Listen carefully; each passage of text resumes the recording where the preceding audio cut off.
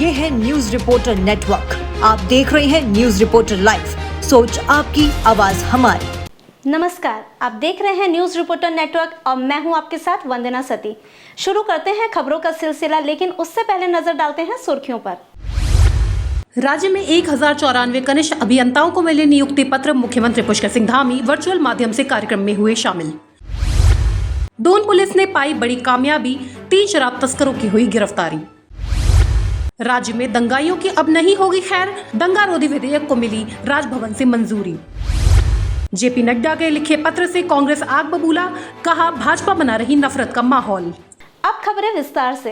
मुख्यमंत्री पुष्कर सिंह धामी की वर्चुअल उपस्थिति में उत्तराखंड सम्मिलित राज्य कनिष्ठ अभियंता सेवा परीक्षा 2023 के अंतर्गत विभिन्न विभागों में चयनित 1094 कनिष्ठ अभियंताओं को नियुक्ति पत्र प्रदान किए गए। नींबूवाला गढ़ी कैंट स्थित संस्कृति विभाग के ऑडिटोरियम में आयोजित इस कार्यक्रम में कई गणमान्य उपस्थित रहे। मुख्यमंत्री पुष्कर सिंह धामी ने इस अवसर पर कनिष्ठ अभियंता पद के लिए चयनित अभ्यर्थियों से वर्चुअल संवाद भी किया। मुख्यमंत्री पुष्कर सिंह धामी ने सभी अभियंताओं को बधाई देते हुए कहा कि आज आपके जीवन का नया अध्याय शुरू हुआ है। उन्होंने आशा व्यक्त की कि आज जिन 1094 अभ्यर्थियों को नियुक्ति मिली है, इनसे विभाग को और मजबूती मिलेगी। आज यहाँ आप सब लोग जो भी उपस्थित हैं, आपको लाखों अभ्यर्थियों में से चुना गया है और आप सब लोग बहुत विशेष हैं। और मैं सच कहूँ तो एक अभियंताओं में भी आप क्रीम के रूप में हैं। प्रशिक्षण लाखों लोगों ने लिया है, परीक्षा में लाखों लोगों ने भाग लिया है, लेकिन आप सब कुछ ही लोगों का, हजारों लोगों का यहाँ चयन हुआ है। इसलिए आप सभी को पूरी निष्ठा के साथ, समर्पण के साथ अपनी जिम्मेदारियों का निकट भविष्य में निर्वहन करना है। देहरादून में अवैध रेट्रो साइलेंसर और हॉर्न लगाने वालों पर पुलिस की सख्ती देखने को मिली। खास तौर पर वो 2 पहिया वाहन जो कि कंपनी द्वारा लगाए गए पार्ट्स को निकालकर बाजार से वाहनों को मॉडिफाई करवाते हैं, उनके विरुद्ध पुलिस द्वारा चालानी कार्रवाई भी की गई है। इसी क्रम में पुलिस द्वारा 136 वाहनों को सीज किया गया है, जबकि 62 वाहनों का चालान किया गया है। इसके साथ ही 2 वाहनों को रैश ड्राइविंग के लिए सीज किया गया है। इस क्रम में देहरादून के एसपी सिटी प्रमोद कुमार ने यातायात नियमों का उल्लंघन करने वालों को चेतावनी देते हुए कहा है कि अगर कोई व्यक्ति इस प्रकार की गतिविधियों में लिप्त पाया जाता है तो उस पर कठोर कार्रवाई की जाएगी। देखिए, ये जो ऐसे 2 व्हीलर्स हैं, 4 व्हीलर्स हैं या जो बड़े वाहन हैं जो एमवी एक्ट का उल्लंघन करते हैं, एमवी एक्ट के नियमों का उल्लंघन करते हैं, तो इनके विरुद्ध तो जैसा आप जानते हैं कि हमारी ट्रैफिक पुलिस है, सीपीयू है, थाना पुलिस है या चौकी की पुलिस है, वो लगातार प्रदेश भर में लगातार अपना जो डेली की रूटीन की चेकिंग है वो तो कर ही रही है। और साथ ही साथ जैसा हम लोगों ने अभी जो खासकर 2 व्हीलर्स में जो मॉडिफाइड साइलेंसर है या रेट्रो साइलेंसर है वो लगा के जो है विभिन्न प्रकार की जो ध्वनि निकलती है उससे पब्लिक को भी, आम जनमानस को परेशानी होती है, तो इसके लिए हम लोगों ने विशेष अभियान चला रखा है। कल भी हम लोगों ने पूरे जिले भर में, देहात में और सिटी क्षेत्र में भी चालान की कार्रवाई की गई थी। इसमें तकरीबन 140 के आसपास 2 व्हीलर सीज किए गए थे। उत्तराखंड में पिछले 4 दिनों के दौरान मुख्यमंत्री पुष्कर सिंह धामी की सख्ती का असर दिखा है। मुख्यमंत्री ने अधिकारियों को निर्देश दिए हैं कि सभी अवरुद्ध सड़कों को जल्द से जल्द खोला जाए। मुख्यमंत्री के दिशा निर्देश के बाद 4 दिन में 307 सड़कें खोलकर उन पर आवाजाही शुरू कर दी गई है। अब इसको लेकर प्रदेश के आपदा प्रबंधन सचिव 25 सितंबर को मुख्यमंत्री पुष्कर सिंह धामी को अपनी रिपोर्ट सौंपेंगे। आपको बता दें कि वर्तमान में प्रदेश के विभिन्न जिलों में 174 सड़कें बंद हैं। मुख्यमंत्री ने इन मार्गों को भी जल्द से जल्द खोलने के निर्देश दिए हैं। नहीं, सख्ती इसमें जो भी है माननीय मुख्यमंत्री जी की ओर से है, मेरी ओर से सख्ती नहीं है, मेरी ओर से अनुरोध है सभी से। और कल भी मैंने सभी जिलाधिकारी गणों से बात किया था, जहाँ जहाँ सड़कें बंद हैं, और सभी से रिक्वेस्ट किया गया है कि सड़कें जल्दी खोल लें, क्योंकि अब बरसात कम हो गई है। और आपने देखा कि पिछले 4 दिनों में लगभग 307 सड़कें खोली गई हैं। जो 174 सड़कें बंद हैं उसमें से मैक्सिमम सड़कें PMGSY की हैं, जिसको खोलने के लिए मेरे द्वारा सभी से निर्देश दिया गया है। आज अभी चिट्ठी भी जा रही है और माननीय मुख्यमंत्री जी ने जो बंद सड़कें हैं उसके बारे में 24 तक खोलने के लिए निर्देश दिए गए हैं। परसों यानी 22 सितंबर को शारदा स्वर संगम संगठन अपने कार्यक्रम आवाज सुनो पहाड़ों के माध्यम से उन दिवंगत कलाकारों, चाहे वो किसी भी क्षेत्र के माध्यम से कला से जुड़े हों, उनको श्रद्धांजलि देगा। इसके साथ ही फिल्म नीति पर चर्चा परिचर्चा भी की जाएगी। ये प्रेस वार्ता विशुद्ध रूप से उन लोक कलाकारों को याद करने के लिए है जो दिवंगत हो गए या शहीद हो गए या हमको छोड़ के आज चले गए, लेकिन उनकी लोक संस्कृति का जो योगदान है, उनकी लोक संस्कृति जो अनुपम अनूठी धरोहर है, वो आज भी हमारे बीच में है और हमारे आने वाली पीढ़ी उसको गा रही है। तो ये मंथन हुआ है कि भाई इन महान विभूतियों को वर्ष में एक बार लोक कला दिवस के रूप में या ये कलाकारों के शहीदी दिवस के रूप में मनाया जाए और इनकी गतिविधियों को, इनके त्याग तपस्या को याद किया जाए। भाजपा नेताओं द्वारा राहुल गांधी के खिलाफ अपमानजनक और हिंसक बयानबाजी के विरोध में महानगर अध्यक्ष डॉक्टर जसविंदर सिंह गोगी और वरिष्ठ कांग्रेस नेताओं ने कोतवाली में बयानबाजी करने वाले नेताओं के खिलाफ एफआईआर दर्ज की। गोगी ने कहा कि ये नेता प्रतिपक्ष राहुल गांधी की सुरक्षा को सीधा सीधा खतरा है।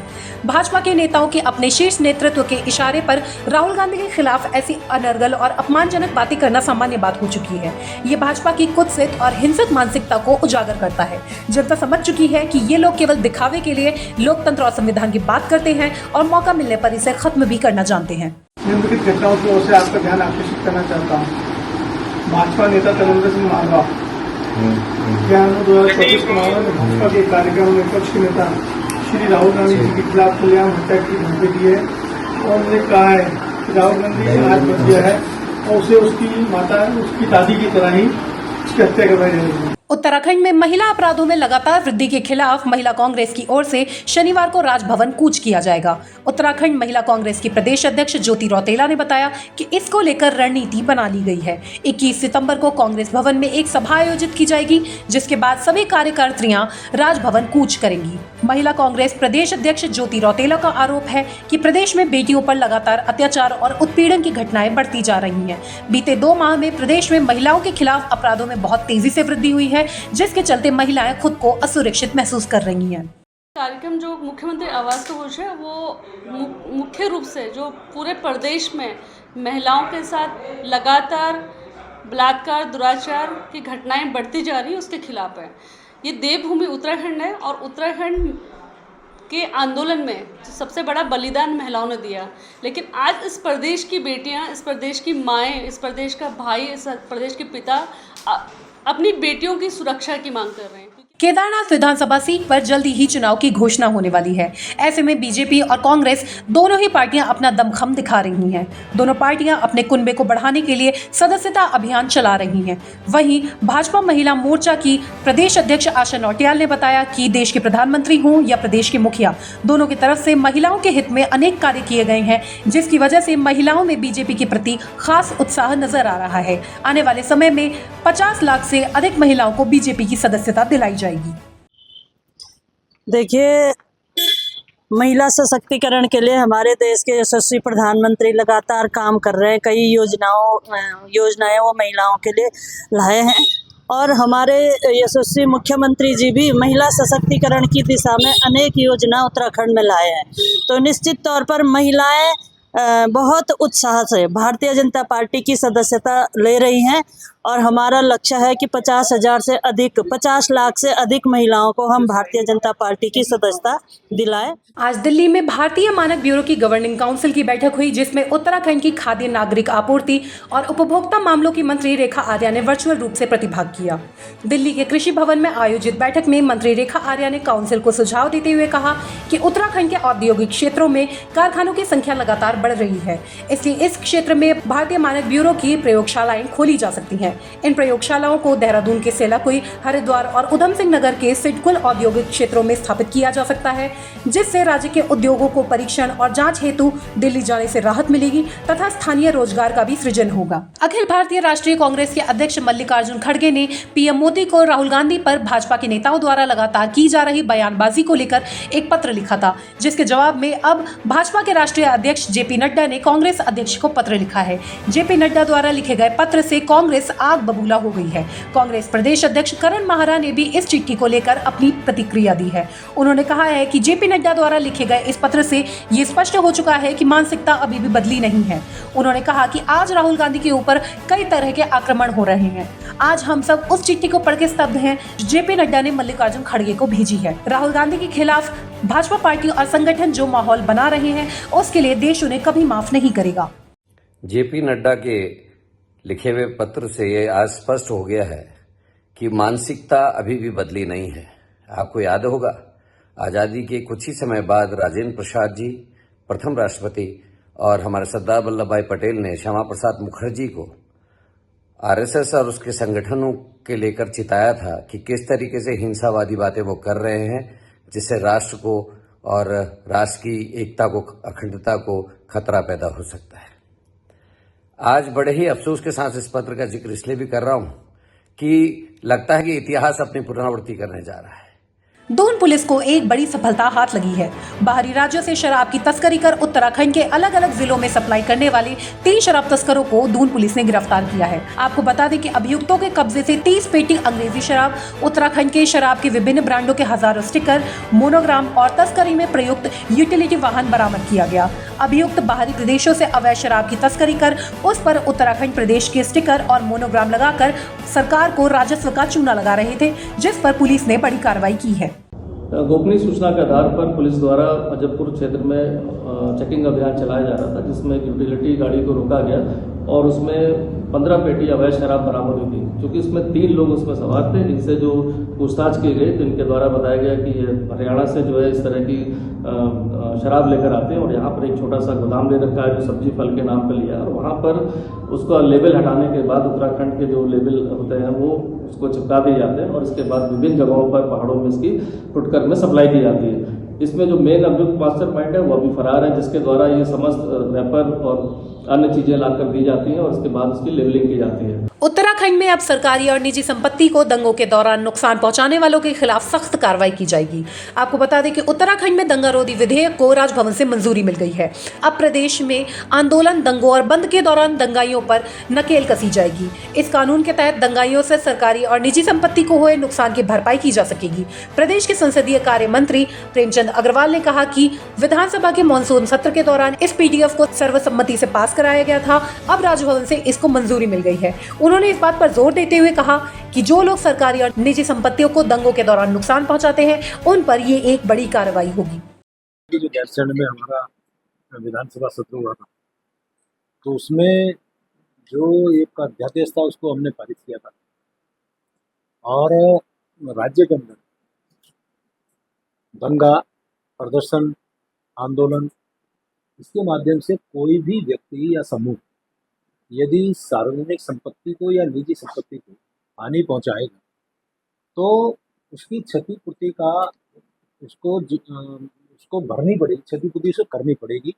यदि संबंधित विभाग या निजी संपत्ति वाला मालिक उसको उसमें क्लेम करेगा तो साथ में उसमें ये भी है कि यदि किसी को कोई ऐसा नुकसान हो जाए, जैसे आँखों की दृष्टि चली जाए, श्रवण शक्ति खत्म हो जाए, अंग भंग हो जाए, सिर और चेहरे का विरूपण हो जाए, तो ऐसी स्थिति में भी उसको अलग से नुकसान की भरपाई करनी पड़ेगी। वहीं इसके जवाब में कांग्रेस के प्रदेश अध्यक्ष करण माहरा ने पलटवार करते हुए कहा कि उत्तराखंड जैसे शांत प्रदेश में ऐसे कानून की जरूरत क्यों पड़ी। हालांकि उन्होंने इस बात को माना कि जो लोग सरकारी और निजी संपत्तियों को दंगों के दौरान नुकसान पहुंचाते हैं, उन पर कार्रवाई जरूरी है। एक तो राष्ट्रीय संपत्तियों को जो नुकसान पहुंचाते हैं उनके खिलाफ कार्रवाई होनी चाहिए, लेकिन एक पहलू ये भी है कि वो हालात पैदा करने वाला कौन था और जो प्रवोक करता है दंगे करने के लिए, हालात पैदा करता है, उसके खिलाफ उससे बड़ी कार्रवाई होनी चाहिए, ये मेरा मानना है। बनपुरा वाले मामले को किसी मैं मंत्री के बयान को देख रहा था, मैं साफ मैं ये कहना चाहता हूँ 1943 के 1947 के पट्टू को नहीं माना गया। नगर निगम देहरादून की नीतियों के खिलाफ महानगर कांग्रेस समय समय पर अपना विरोध व्यक्त करती आई है। महानगर कांग्रेस कमेटी के अध्यक्ष जसविंदर सिंह गोगी का कहना है कि नगर निगम पूरी तरीके से भ्रष्टाचार का अड्डा बन चुका है। मलिन बस्तियों के मालिकाना हक का मामला लंबे समय से लंबित है, लेकिन भाजपा सरकार समय पर अध्यादेश जारी कर बस्ती वासियों को बेवकूफ बनाने का काम करती है। पिछले 5 सालों में नगर निगम की जमीन पर अनेक कब्जे हुए हैं और उसमें नगर निगम के लोगों का भी हाथ है। इसके साथ ही नगर निगम में घोटाले हो रहे हैं। नगर निगम पूरी तरीके से भ्रष्टाचार का अड्डा बन चुका है। लेकिन नगर निगम भ्रष्टाचार का अड्डा बन चुका है और मुद्दे तो बहुत सारे हैं, लेकिन जो प्रमुख अगर मैं मुद्दों की बात करूं तो एक तो मलिन बस्ती के मालिकाना हक सालों से पेंडिंग चल रहा है और भाजपा सरकार समय आने पर अध्यादेश लाके उनको बेवकूफ बनाने का काम कर रही है। प्रधानमंत्री नरेंद्र मोदी के वर्धा महाराष्ट्र में पीएम विश्वकर्मा योजना की पहली वर्षगांठ कार्यक्रम का निरंजनपुर स्थित राष्ट्रीय कौशल प्रशिक्षण संस्थान देहरादून में वीडियो कॉन्फ्रेंसिंग के माध्यम से प्रसारण किया गया। इस कार्यक्रम में प्रदेश ग्रामीण विकास मंत्री गणेश जोशी वर्चुअल माध्यम से जुड़े। इस अवसर पर गणेश जोशी ने योजना के लाभार्थियों को प्रमाण पत्र वितरित किए और स्टॉलों का अवलोकन भी किया। इस अवसर पर उन्होंने अपने संबोधन में कहा कि पीएम विश्वकर्मा योजना एक केंद्रीय योजना है जो कि 17 सितंबर 2023 को कारीगरों और शिल्पकारों को सहायता देने के लिए शुरू की गई थी। मंत्री गणेश जोशी ने कहा कि इस योजना के लिए 13,000 करोड़ रुपए का प्रावधान किया गया है।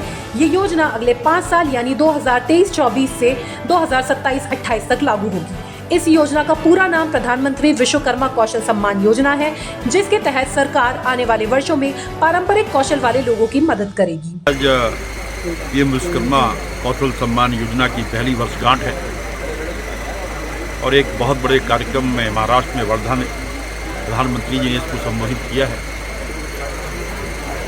देश के अंदर 550 स्थानों पर ये कार्यक्रम हुए हैं,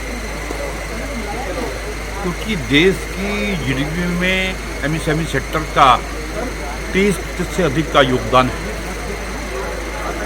और आज इस योजना के माध्यम से हमारे वो शिल्पकार, चाहे सुनार हो, चाहे बड़ई हो, चाहे मोची हो, चाहे मिस्त्री हो, ऐसे 18 किस्म के हमारे लोग जो नव भारत के निर्माण में अपनी भूमिका को सुनिश्चित कर रहे हैं, उनको आगे बढ़ाने का काम इस योजना के तहत मोदी सरकार कर रही है। तो बने रहिए हमारे साथ और देखते रहिए न्यूज़ रिपोर्टर नेटवर्क। धन्यवाद। अगर आप हमारे चैनल पे नए हैं तो चैनल को सब्सक्राइब करें और साथ ही बेल आइकन को प्रेस करें ताकि उत्तराखंड की कोई भी अपडेट मिस ना हो पाए।